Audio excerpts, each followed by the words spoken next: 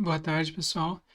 Neste vídeo de hoje, eu queria só mencionar alguns eh, estudos que foram feitos nos últimos anos a respeito das correlações entre espiritualidade e saúde. Então, a gente viu na semana passada que o livro do James começa com uma apreciação assim negativa, ou pelo menos duvidosa, né? Ele põe em dúvida se os casos de experiências religiosas seriam também casos patológicos. Ele argumenta que, mesmo que isso seja o caso, a gente isso não nos diz nada sobre o valor das experiências religiosas e continua o estudo dele. Mas o nosso ponto de partida contemporâneo é diferente do ponto de partida do James, porque hoje nós já temos um, estudos assim que sugerem que na maior parte das vezes as experiências espirituais ou religiosas elas não estão associadas com casos de dissociação patológica, com patologias.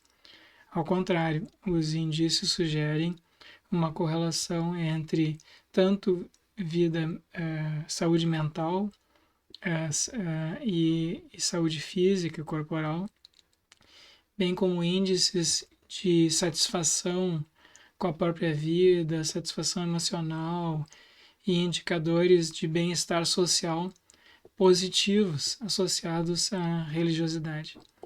Então, eu vou mencionar só alguns, né, só para a gente tirar isso do caminho e poder se dedicar de agora em diante mais ao conteúdo dessas experiências. Então, vamos lá. Então, em primeiro lugar, existem pesquisas, assim, índices psicológicos que podem ser aplicados quantitativamente, né, e que nos dão resultados estatísticos que medem o grau de satisfação com a própria vida de diversas populações, o grau de felicidade, a ocorrência de emoções positivas, a ocorrência de atitudes morais mais altivas ou mais depreciativas com relação a si próprio. E em todos esses casos, quando esses questionários psicológicos são aplicados e correlacionados com a frequência e a sistematicidade das práticas espirituais, os resultados são positivos, há uma correlação positiva. Então, quanto mais sistemática e mais profunda é a vida espiritual religiosa de uma pessoa, maior a probabilidade dessa pessoa ter scores positivos ou altos nesses indicadores de bem-estar psicológico. A mesma coisa acontece com quando se faz essa correlação e com indicadores de depressão. Então, embora essa correlação seja, embora haja ainda muitas pessoas que são religiosas e deprimidas, estatisticamente o número tende a ser moderadamente menor. Em terceiro lugar, há as pessoas que sistematicamente praticam religião, algum tipo de religião, tendem a consumir menos álcool e outras drogas. E elas tendem a viver mais. Então, essa pesquisa aqui, que foi feita essa com o menor consumo de álcool e outras drogas foi feita já no Brasil também, isso se confirmou. Essa com relação à maior longevidade das pessoas religiosas foi feita nos Estados Unidos e o resultado foi que pessoas religiosas tendem a viver em média 5 anos mais. Quer dizer, tem esse artigo que eu listei aqui, ele menciona duas pesquisas e os números não foram iguais nas duas. Uma deu 9 anos, outra deu 5 anos.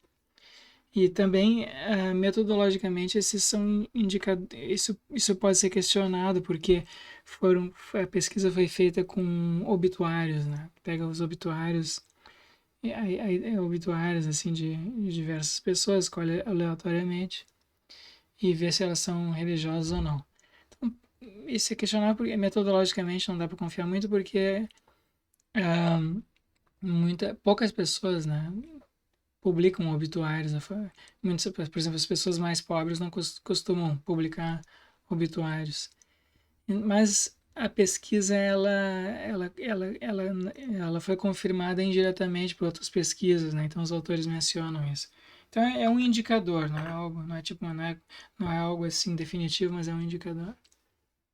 Então a gente tem aí, né, assim, diferentemente do que era a situação na época em que o William James publicou o livro dele, hoje a gente já tem essas pesquisas feitas e a gente sabe que, em geral, a tendência das pessoas, quanto mais sistemática é a prática e mais profunda é a prática espiritual das pessoas, menor é o índice de insatisfação, de infelicidade, de emoções positivas, menor é o índice de depressão, menor o consumo de álcool e outras drogas, maior a longevidade. Então a gente tem um conjunto assim de fatores que indicam, né, a correlação entre religiosidade e saúde mental e física. É claro que essas correlações não provam uma relação de causalidade, né? Então pode ser que as pessoas tenham esses índices de saúde mental e física melhores, não especificamente por causa da religiosidade delas. Pode ser que sejam fatores associados às práticas religiosas. Por exemplo, nós sabemos que as pessoas, quando frequentam instituições religiosas, têm uma rede de apoio social maior, mais forte, né? Quando elas precisam de ajuda, elas podem contar com um maior número de pessoas. Enfim, existe uma rede de cooperação ligada às instituições religiosas que tende a ser bastante sólida, né? Então, isso pode contribuir para a saúde psicológica e física dessas pessoas.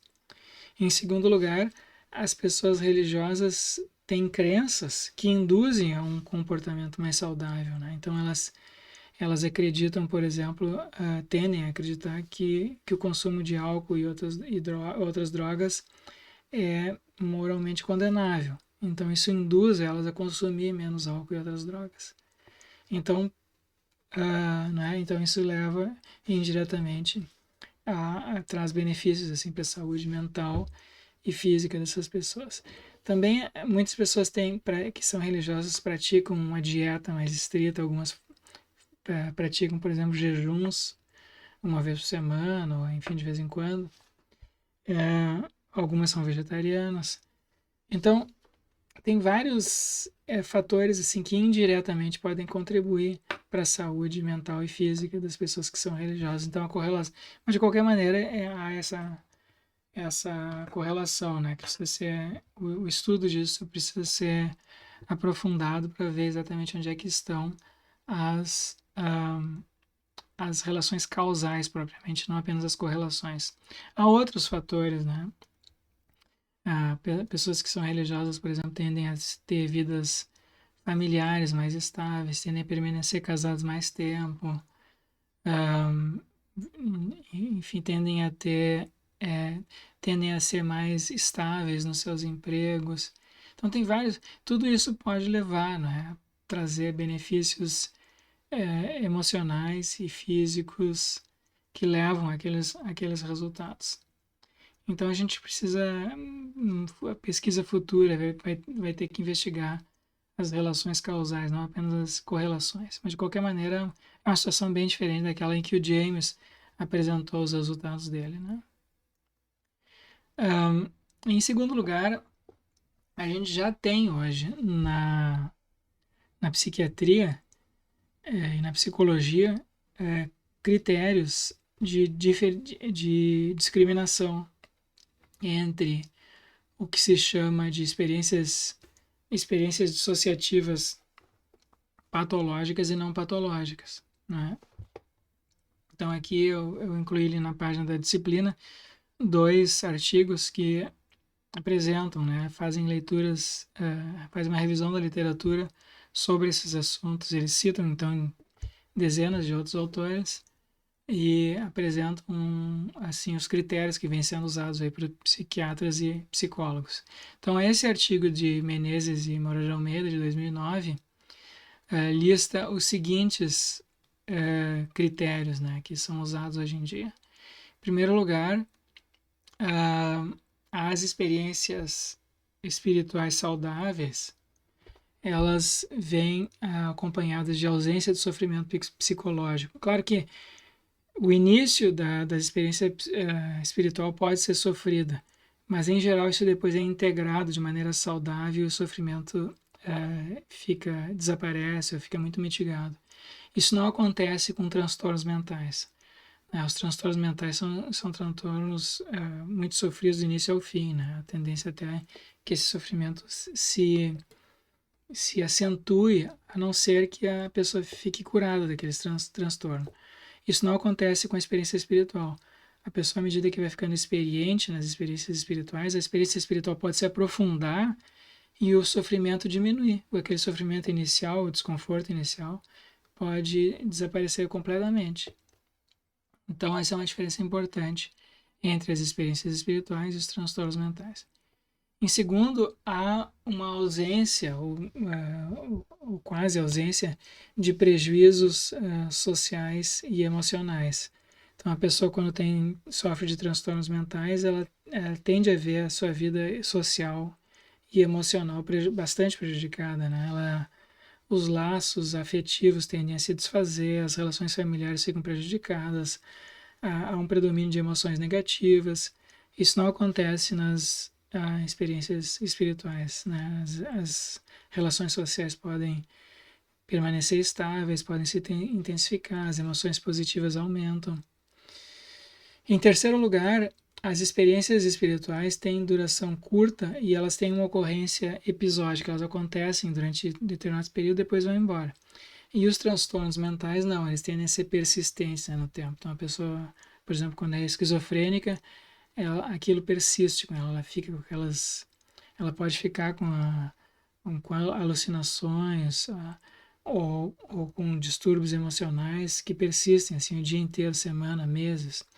E nas experiências espirituais não, são ocorrências mais episódicas. Em quarto lugar, as pessoas que têm experiências espirituais, depois de terem essas experiências espirituais, elas assumem em geral uma atitude crítica. Elas, por exemplo, se elas se perguntam, será que aquilo foi muito intenso e pareceu muito real para mim, mas como é que eu vou integrar isso agora na minha vida cotidiana, né? Então elas assumem uma atitude crítica. Elas assumem um certo distanciamento com relação àquilo. Por oposição às pessoas que têm transtornos mentais que em geral não conseguem fazer essa diferenciação, têm muita dificuldade, né? Elas não conseguem se separar daquilo.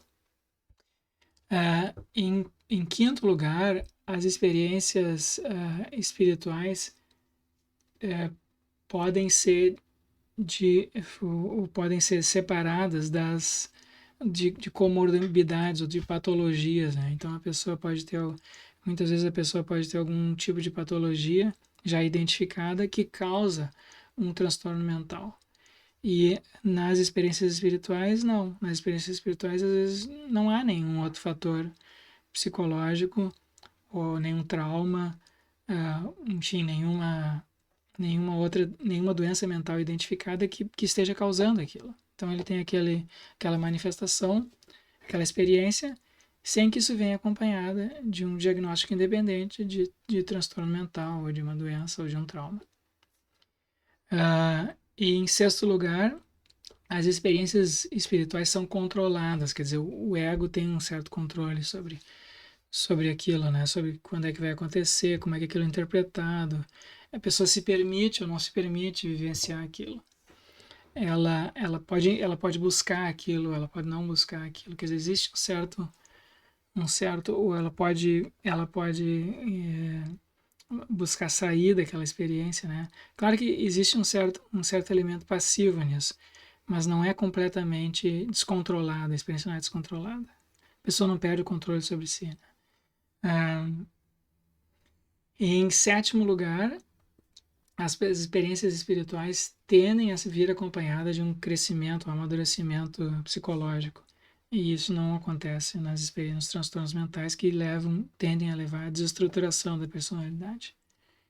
E, em último lugar, as experiências espirituais, elas tendem a ser voltadas para os outros. Quer dizer, a pessoa depois de ter isso, ela, ela se integra, né, na comunidade em que ela vive, há uma correlação entre a ocorrência de experiências espirituais e maior práticas assim de altruístas, né, comportamentos altruístas, por exemplo, de doação de dinheiro para instituições de caridade ou colaboração, enfim. Isso não acontece também com os transtornos mentais, tende a não acontecer com transtornos mentais. Então a gente tem vários critérios aqui que podem ser usados, que são de fato usados hoje em dia por psicólogos e psiquiatras para discriminar um transtorno mental de uma experiência espiritual. Nada disso estava presente na época que o James escreveu o livro dele. Tá? Então a discussão em psicologia e psiquiatria avançou bastante desde aquela época. Um segundo artigo, que também está na página da disciplina, é esse de Letícia Alminhana, que é daqui de Porto Alegre, e Menezes Júnior. Eles também fazem uma revisão da literatura e falam aqui, apresentam, né, critérios de dissociação saudável e patológica, também através de uma revisão da literatura. Então, eles escreveram o seguinte: a dissociação. Então, dissociação são esses episódios, né, em que parece que a personalidade fica cindida, né? Então, experiências, por exemplo, experiências chamados de dos dons do Espírito Santo, experiências mediúnicas, ou experiências de incorporação na Umbanda, em práticas xamanísticas, enfim, ou nas igrejas pentecostais, neopentecostais, né, os dons do Espírito Santo, a gente tem essas experiências de dissociação. Mas qual que é a diferença entre essas experiências e as experiências patológicas? Então eles escreveram o seguinte: a dissociação saudável envolve a capacidade de absorção e de envolvimento imaginativo, constituindo uma experiência humana para a qual todos os indivíduos são propensos em maior ou menor grau. Como não tem sua origem associada a traumas do passado, a dissociação saudável ajuda a concentrar em atividades absorventes e não bloqueia o funcionamento da mente. Ocorre com pleno controle do indivíduo, então esses fatores que a gente já tinha visto na lista lá do outro artigo, dentro de um contexto cultural que organiza e torna significativa para a própria pessoa e para outros com quem ele convive. Né? Então, se é praticado numa igreja católica, numa igreja evangélica, num centro espírita ou de umbanda, existe já um contexto cultural que interpreta aquilo de uma certa maneira e que integra aquilo. Né? Então, isso é diferente do que acontece num transtorno patológico. A dissociação, eles escreveram, a dissociação patológica está geralmente associada a experiências traumáticas do passado, é crônica e debilitadora para o funcionamento psicológico e social, isso a gente viu também na outra lista. A dissociação patológica pode surgir de um evento traumático para a consciência do fantasiador, causado tanto por um evento externo único quanto por uma situação duradoura, e rompe como uma forma defensiva de lidar com a situação aversiva e pode se generalizar para as demais situações de vida. Então, por exemplo, a pessoa foi agredida, né, quando é criança, foi violentada, ou tem essas pessoas que são soldados numa guerra, por exemplo, e voltam traumatizados. Um mecanismo psicológico de defesa é o da dissociação. Então, a pessoa é como se ela visse, né, ela se dissocia do que está acontecendo com o corpo dela, o que está acontecendo com as pessoas ao redor dela. É como se ela observasse aquilo de uma maneira isenta, neutra, né? Como se não fosse, como se ela não estivesse ali. Então ela se coloca na posição assim de observadora. E então esse é um tipo de dissociação defensiva, né? A dissociação patológica expressa, ela pode ser útil, né, para aquela pessoa naquele momento, porque permite que ela sobreviva àquela situação, mas depois se persiste, né, quando acontece de novo, ela pode se tornar patológica. A dissociação patológica expressa um mau funcionamento psicológico que gera sofrimento e incapacitação. É involuntária e interpretada pelo grupo cultural de referência do próprio indivíduo como sendo uma doença que necessita de tratamento. Então, essa é a situação atual da literatura sobre esse assunto. Então, eu convido vocês a darem uma olhada, lerem com atenção esses dois artigos. Ali tem uma lista bem grande de referências bibliográficas com estudos empíricos, né, sobre esses assuntos. Então, isso mostra para nós que a nossa contexto hoje, assim, da psicologia, da psiquiatria, é bem diferente daquele com que James escreveu, né? Então, a gente pode já entrar nos próximos encontros direto nos assuntos nos conteúdos dessas experiências espirituais. Mas essa semana o André vai apresentar o trabalho dele da dissertação de mestrado. Então, aguardo vocês amanhã no Teams para a gente discutir o trabalho do André e, se der tempo, falar um pouco sobre esses dois artigos aqui.